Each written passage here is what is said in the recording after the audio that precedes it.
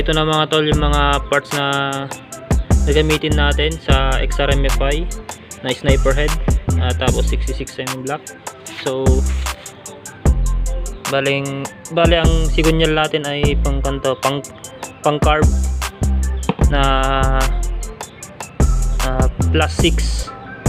So yan, ito yung alloy base gasket nya, pitch bike yan. At sa block naman, Z5 na brand ceramic block. Ito yung bago na labas ng Z5 na block nila. Pang carb din to na block.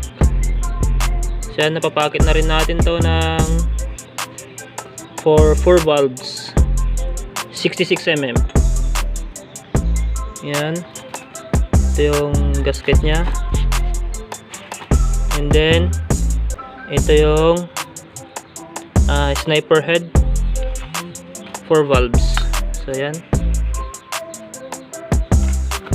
yung cover nya at yung mga parts nya, valve spring, valve lock at valve retainer, rocker arms, yung cams nya. Yan, hindi ko pa alam yung sukat nito, sukatin natin mamaya. And then yung kanyang cams, adjustable na rin to, at yung manifold. So yan, ito na yung crankshell nya, nalinisan natin yan. At injector, ayan, 12 holes na 180cc. And then timing chain pang rider carb, oil pump, ayan, para mas malakas yung flow ng oil punta sa head. So yan, ito throttle body 32mm, pang CBR to, convert na rin natin to. Siya, naka manual na rin siya.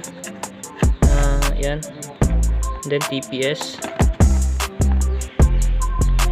And then ito, para matono natin ng maayos, pitch bike ECU. Yan. So yan, pakibang na lang mga tol, bubuhay na natin to.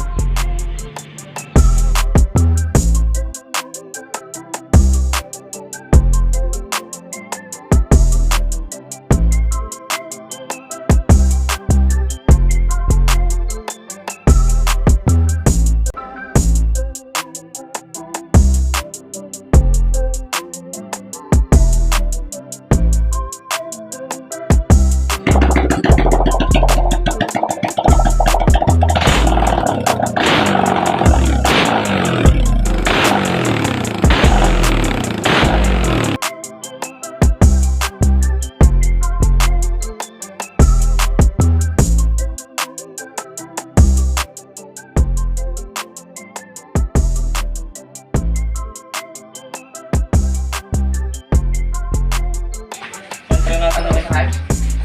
280